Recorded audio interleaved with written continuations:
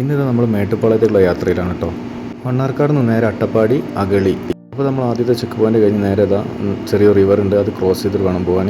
അപ്പോൾ നേരെ വന്നു. അത്യാവശ്യം വെള്ളം കുറവാണ്, കുഴപ്പമില്ല, സുഖമായിട്ട് പോകും. ഇനി വെള്ളമുള്ള സമയത്തൊക്കെ ആണെങ്കിൽ ജീപ്പ് പോലുള്ള ഗ്രൗണ്ട് ക്ലിയറൻസ് ഉള്ള വണ്ടിയാണെങ്കിൽ അത്യാവശ്യം വെള്ളം ഉണ്ടെങ്കിലും സുഖമായിട്ട് പോരും കേട്ടോ. ഇനിയിപ്പോൾ 4x4 വണ്ടിയാണെങ്കിൽ നിങ്ങൾ ധൈര്യമായിട്ട് തന്നെ വരാം. 2 വീലൊക്കെ ആകുമ്പോൾ ചിലപ്പോൾ ചരലും കാര്യങ്ങളൊക്കെ അടിഞ്ഞിട്ടുണ്ടെങ്കിൽ കഴിച്ചിലാൻ്റെ കുറച്ച് ബുദ്ധിമുട്ടാവും. അപ്പോൾ 2 വഴി ഉണ്ട് കേട്ടോ. അങ്ങോട്ടേ കുറച്ച് മുന്നേ കാണുന്ന ആ വഴിക്കും ഈ റോഡിലേക്ക് ഇറങ്ങാൻ പറ്റും കേട്ടോ. അപ്പോൾ നമ്മൾ നേരെ പോകുന്നത് അടുത്തത് ചെക്ക് പോയിന്റിലേക്കാണ് കേട്ടോ. ചെക്ക് പോയിന്റ് കഴിഞ്ഞാൽ പിന്നെ നല്ല കാടാണ്. രാത്രി 9 മണിയാകുമ്പോൾ ഈ റൂട്ട് ക്ലോസ് ചെയ്യുന്നതാണ് കേട്ടോ.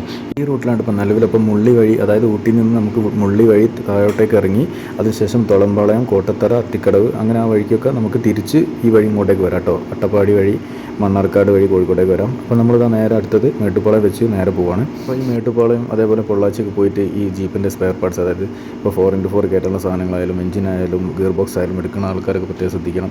അവിടെ പോയിട്ട് നിങ്ങൾ അറിയാത്ത ആളുകളാണെങ്കിൽ അവിടെ പോയിട്ട് പെട്ടുപോകരുത്. അവർ പറയുന്ന പൈസ കൊടുക്കും. ഇപ്പോൾ പൊതുവേ ഒരു മാർക്കറ്റ് റേറ്റ് വെച്ച് നോക്കുകയാണെങ്കിൽ കോഴിക്കോട്ടത്തേക്കാട്ടി വളരെ വില അധികമാണ് ഈ മേട്ടുപ്പാളയം ആണെങ്കിലും പൊള്ളാച്ചി ആണെങ്കിലും. അപ്പോൾ നമ്മൾ നേരെ മേട്ടുപ്പാളയം എത്തിയിട്ടുണ്ട്. മേട്ടുപ്പാളയം എത്തിയിട്ട് നമ്മൾ മാർക്കറ്റിലേക്ക് പോകണം കേട്ടോ.